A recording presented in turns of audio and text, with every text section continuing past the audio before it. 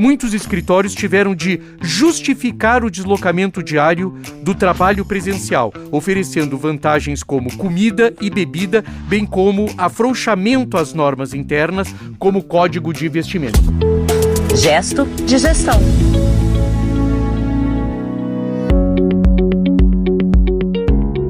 Olá, bem-vinda, bem-vindo, bem-vinde! Este é o episódio 27 do Gesto de Gestão, o podcast da administração de escritórios de advocacia em sua versão atualizada para 2022. Ganhamos aquele facelift, não sei se é exatamente isso, mas estamos aqui. Eu sou Alexandre Lupi e essa é mais uma iniciativa do meu amigo André Porto Alegre, jornalista especialista em gestão legal. Olá, André, estamos cá de volta com o Gesto de Gestão. Ainda bem, já estava com saudades. Olá, Lupe, olá, ouvintes, uma alegria estar de volta às gravações do Gesto de Gestão em sua versão 2022, né? Como a gente tá falando, estamos que nem carro. Nem carro, Estamos ficando bom nisso, né? Na nossa programação para o ano estão episódios que vão debater algumas das muitas iniciativas nacionais e internacionais que podem impactar o dia a dia dos escritórios de advocacia brasileiros. Nossos ouvintes, Lupe, irão perceber que mudamos nossa capa, viu? Quero fazer esse alerta. Sim. Mandem correspondência, né? Dizendo se gostaram ou não, do nosso novo jeitão, né? Se ficou bom. Vamos criar alguns quadros novos, mas na essência, Lupe, o Gesto de Gestão continua com o propósito de refletir sobre os aspectos da administração de escritórios de advocacia. Como o Lupe sempre comenta, ouvintes, não estamos aqui para nos aprofundarmos nos assuntos, e sim para trazê-los a pautas de debate. Bom, eu acho que nesse retorno, Lupe, nós vamos falar exatamente sobre o não retorno, né? No último 22 de dezembro, o jornalista Patrick Smith, que volta aos nossos, né? O Patrick é um amigo da casa. É um amigo da casa. É o Pepe. É incrível o Patrick. Nós vamos convidá-lo para estar aqui. Eu já tinha prometido isso no ano passado. Ele é um veterano na cobertura do mercado americano da advocacia para a plataforma Law.com, né? Law.com. E ele publicou um artigo sobre a apuração de diversos jornalistas sobre como a cultura dos escritórios de advocacia mudou e como as bancas de advogados tentarão mantê-la por um longo tempo, né? Exatamente, tentaram também mantê-la por um tempo grande o ano passado, ou nesses 2 últimos anos, que foi um período, Lupe, nós todos sabemos, de incertezas, né, constantes. A maioria dos questionamentos era como retornar ao escritório ou não, e como um ambiente de trabalho mais flexível afeta as sociedades, seus clientes e seus funcionários. André, é uma pauta aí que não está restrita só ao mercado da advocacia. Isso aí é um assunto, é uma pauta constante aí em todos os setores, né? Exatamente, Lupe, certíssimo. A crise sanitária trouxe assuntos da administração de recursos humanos, sobre os quais, mesmo que enfrentados diariamente nos últimos 2 anos, como acabamos de frisar, ainda são desconhecidos. Smith aborda que um assunto pouco explorado no Brasil, mas muito sensível ao mercado de escritórios de advocacia americanos, que é a possibilidade de uma geração perdida, Lupe. Olha que coisa interessante. Quer dizer, o distanciamento e o trabalho remoto teria trazido para o mercado da advocacia americana algo que está se chamando de geração perdida. Geração perdida de quê? De talentos, né? Forjada a partir do trabalho remoto. Segundo o Patrick, os líderes de escritórios estão preocupados com um grupo crescente de advogados que perderam a orientação pessoal de sócios sêniores e podem criar uma escassez de futuros líderes. Ele fazia essa observação junto com outro jornalista também, dedicado ao assunto, que é o Justin Herring. Essa matéria ela foi interessante, Lupe, porque são diversos jornalistas contando como estavam vendo esse processo. E acho uma coisa curiosa quando a gente fala de geração perdida e desse distanciamento que os jovens advogados têm dos líderes. Para um terceiro jornalista, né, na realidade também consultor e presidente da Hildebrand Consulting, que é o Brad Hildebrand, uma reconhecida empresa de consultoria do mercado da advocacia, presente em mais de 15 países, há uma angústia quando se trata da perda de treinamento que é feito quando você tem arranjos presenciais. E gosto muito desse termo também, né? A gente vê no mercado brasileiro uma ansiedade pela volta, etc e tal, mas ela sempre muito mais ligada à questão da hierarquização do trabalho do que necessariamente da essência do trabalho. Então eu gosto muito dessa questão de arranjos presenciais, porque o treinamento é realmente um esporte de equipe. e é um esporte de mentoria. Olha que bacana, treinamento é esporte de equipe, né?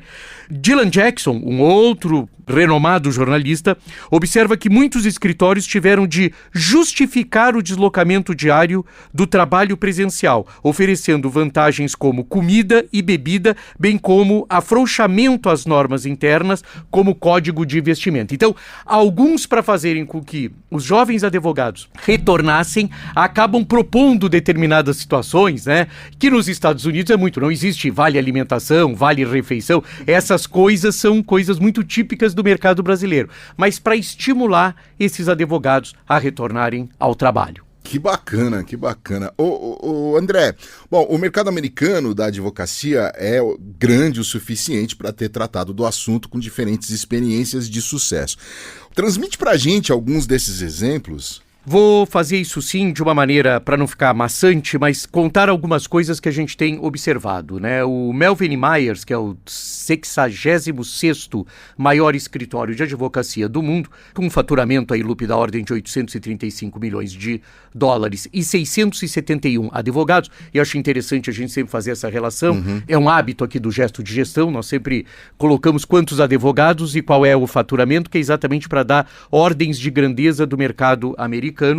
Ele facilitou a transição, fazendo com que os advogados e colaboradores, olha que coisa interessante, enviassem e-mails, videoclipes, fotos, etc e tal, do que eles estavam perdendo estando em casa. Então assim, olha, se eu tivesse aí, eu ia tomar um chopp com fulano de tal. Se eu tivesse aí, eu ia participar da festa do não sei do que. Então assim, eu achei interessantíssimo isso, porque é como assim, o que eu tô perdendo, né? Pô, era o aniversário do Lupe, por exemplo. Se eu tivesse lá, eu daria um abraço no Lupe, eu teria uma festa, teria uma bexiga. Um chopp. Eu vou voltar pro chopp então. O chopp é uma coisa importante, é uma né? coisa importante. A gente não sabe quando nossos ouvintes estão ouvindo, né?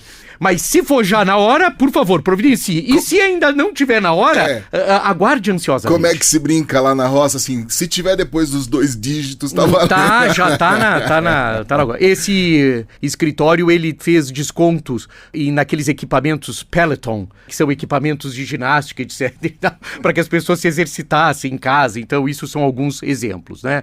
Já o Greenberg Traurig, que ocupa a 21ª posição entre os maiores escritórios de advocacia do mundo, com um faturamento aí da ordem de 1,7 bilhão de dólares, promoveu um roadshow ao estilo das melhores turnês de astros do rock. Olha que coisa interessante. Então ele foi passando por meio do Richard Rosenbaum, que é o presidente executivo, e o Brian Duffy, que é o CEO, eles embarcaram em uma viagem pelo país, no caso os Estados Unidos, para se reunir com cada um dos 30 escritórios. Acho genial também isso.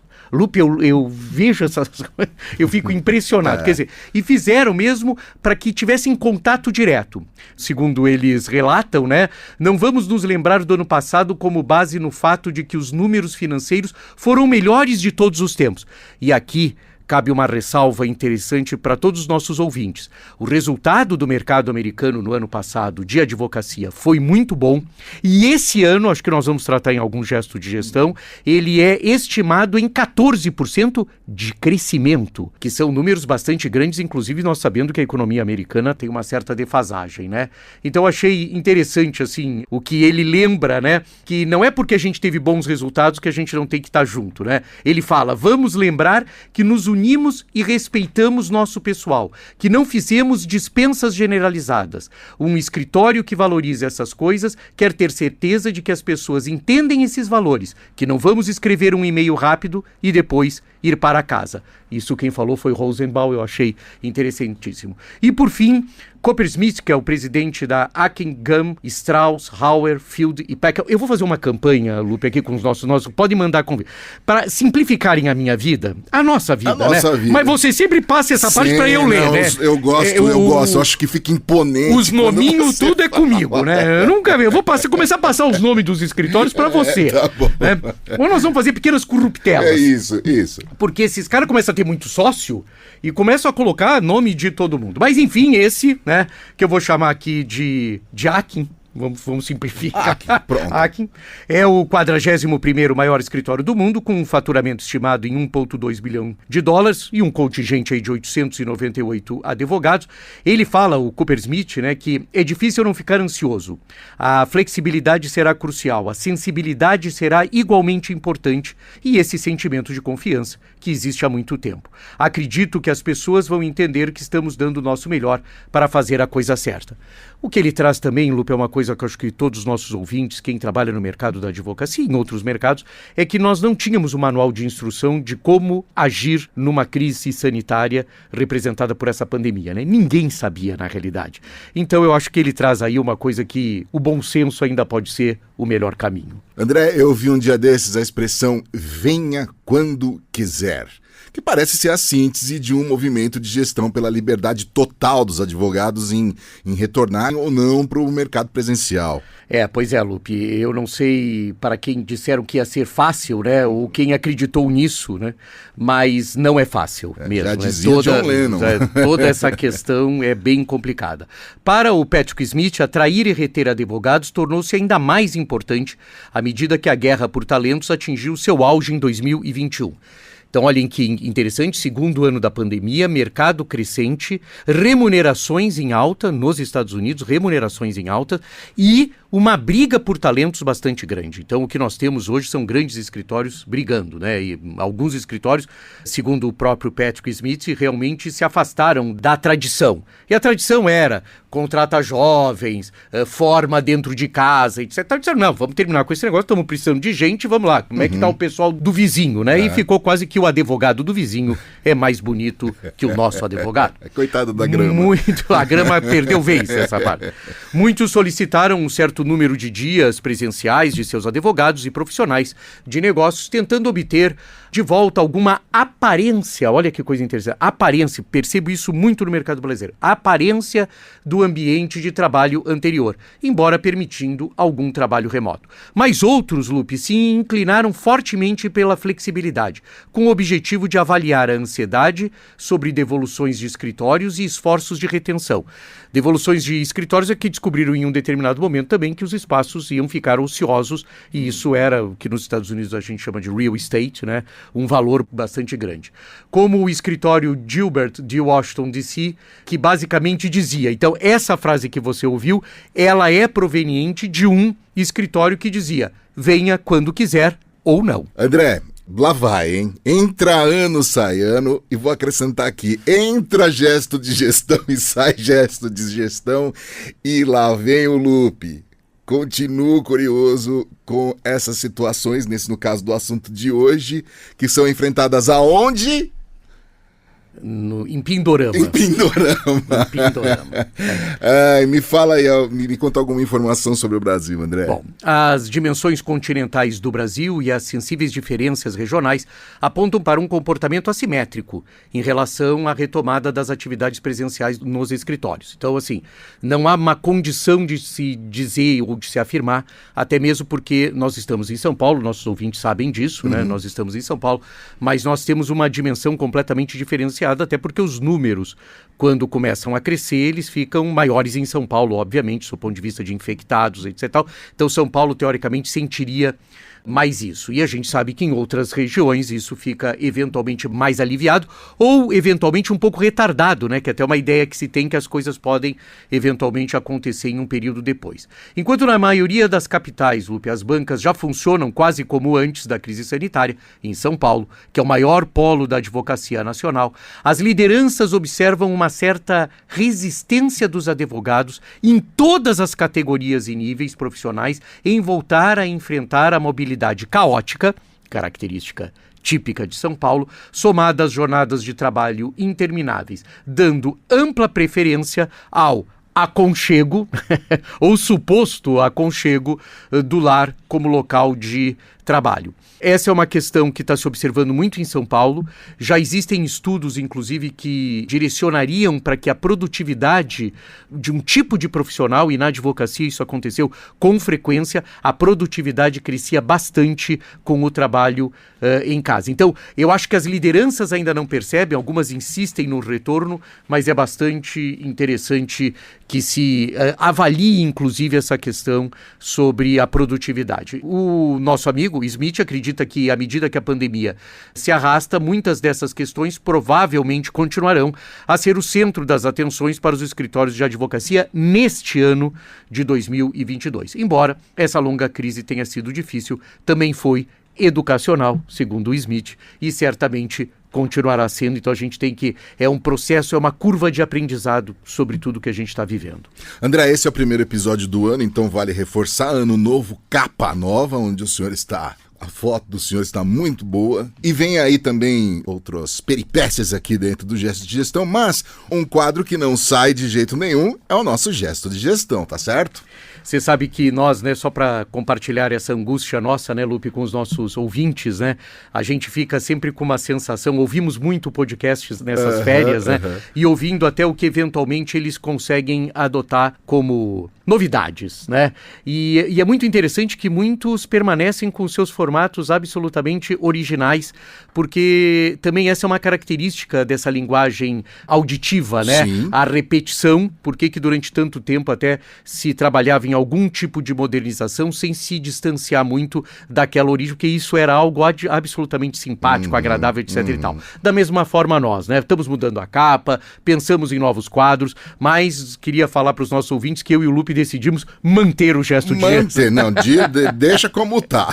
Então, para esse início de 2022, eu quero reportar a iniciativa de gestão do escritório brasileiro Opsi Blum, Bruno Vanzove Advogados, que é um dos mais destacados escritórios especializados em direito digital do mundo, que anunciou neste janeiro, então muito recentemente, 2 novos sócios, os advogados Juliano Maranhão, aqui no Brasil, e o advogado Ricardo Campos, na Europa, com o objetivo de agregar inovação e reforçar, além de ampliar áreas de atuação, inclusive internacionalmente, visto que o Ricardo Campos, ele mora na Alemanha, então foi um projeto interessante. Por que eu trago isso? A gente sempre fala de fora para dentro, eu estou trazendo hoje de dentro para fora. Só para deixar registrado, o advogado Juliano Maranhão, além de mais de 20 anos de experiência, é um dos maiores especialistas em inteligência artificial do mercado brasileiro, além de ser professor da São Francisco, etc. É uma figura que realmente chama atenção e possivelmente a próxima onda do direito digital vai ser as questões de inteligência artificial. Então, esse é um movimento bastante interessante que o escritório faz. O Ricardo Campos, além de árbitro e parecerista, assessora clientes internacionais em temas regulatórios, principalmente, do direito digital relacionados ao Brasil e América Latina. E ele vai montar, Lupe, o que a gente está chamando de um European Desk do Opsi Blum na Alemanha. Então, eu trago essa informação porque eu acho esse um gesto de gestão comandado pelo Dr. Renato Opsi Blum, pelo Dr. Marcos Bruno, pelo Dr.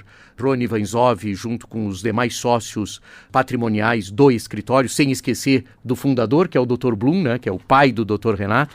Eu acho uma iniciativa bastante interessante e um estímulo, na realidade, para o mercado brasileiro sob o ponto de vista de atrair talentos, novos sócios e de internacionalizar suas operações. Então, eu acho que essa era uma iniciativa que merecia, e ela é muito factual, então eu acho que ela merecia um destaque para que os nossos ouvintes conhecessem. Que bacana, excelente gesto para iniciar o ano e empolgar o mercado da advocacia. E assim chegamos ao final do episódio número 27, o primeiro da segunda temporada. Que bonito falar isso, segunda temporada do Gesto. Estamos chique demais.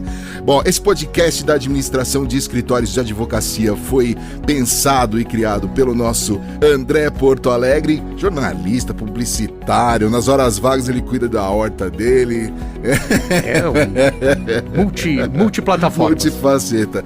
É isso aí, a gente tá de volta no próximo episódio e muito obrigado pela sua companhia até aqui. Agradeço também a Marianne, que tá lá na mesa de áudio, deixando isso aqui melhor. Eu diria cuidando que da não gente existiria aqui. o gesto de gestão se nós não tivéssemos o gesto de generosidade da Mari em nos aguentar. Exatamente. É um gesto de generosidade, que é um outro podcast que nós vamos estar desenvolvendo. Né? É um outro quadro. É um né? outro quadro, gesto de generosidade. A produção, distribuição e gravação fica a cargo da equipe da Compasso Colab. A gente se fala no próximo episódio. Muito obrigado, valeu. Gesto de gestão.